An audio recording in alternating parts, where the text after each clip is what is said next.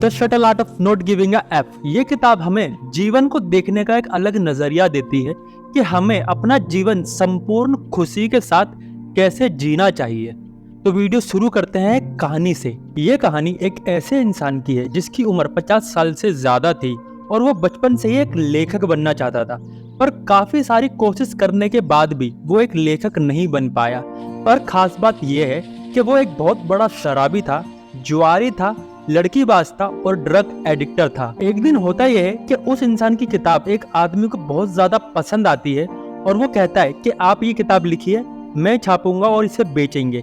और खुशी की बात यह है कि उस किताब की 20 लाख से ज्यादा कॉपियां बिकती है और वो आदमी बहुत ज्यादा फेमस हो जाता है। और उसके फेमस होने का पीछे का राज ये था कि उसने अपनी किताब में कुछ बनावटी नहीं लिखा, वही लिखा जैसा कि वो था, एक शराबी, जुआरी, ड्रग एडिक्टर।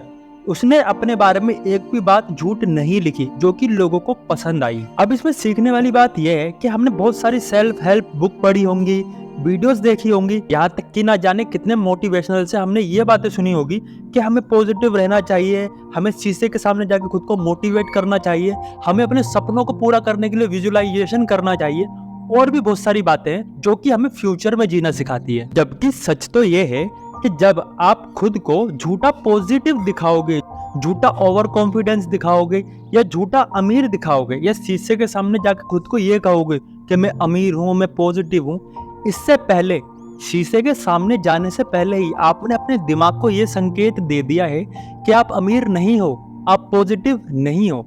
देखो, अगर आप पॉजिटिव होते या आप अमीर होते तो आपको शीशे के सामने जाके एक्टिंग करने की कोई जरूरत नहीं थी। तो इसे ही कहते हैं बैकवर्ड लॉ। देखो, बैकवर्ड लॉ में होता ही है कि आप जिस चीज पर जबरदस्ती जोर लगा रहे हो, यानी कि पॉजिटिव होने के लिए, फॉर एग्जाम्पल पॉजिटिव होने के लिए आप खुद पर जोर लगा रहे हो, यानी कि आप अपनी नेगेटिविटी को दबा रहे हो और दबी हुई नेगेटिविटी आज नहीं तो कल बाहर आएगी। और आपको ये चीज समझनी चाहिए कि ये सब चीजें जीवन का एक हिस्सा है।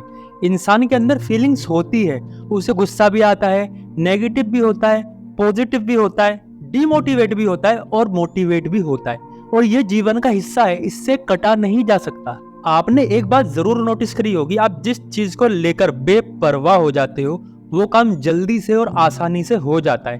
किसी भी चीज को दबाना उस दुख को और बढ़ाता है। आप कहो कि मैं उस लड़की को याद नहीं करूंगा, पर अगर आप इस शब्द को दोहराओगे तो उसकी याद आपके दिमाग में आएगी ही आएगी।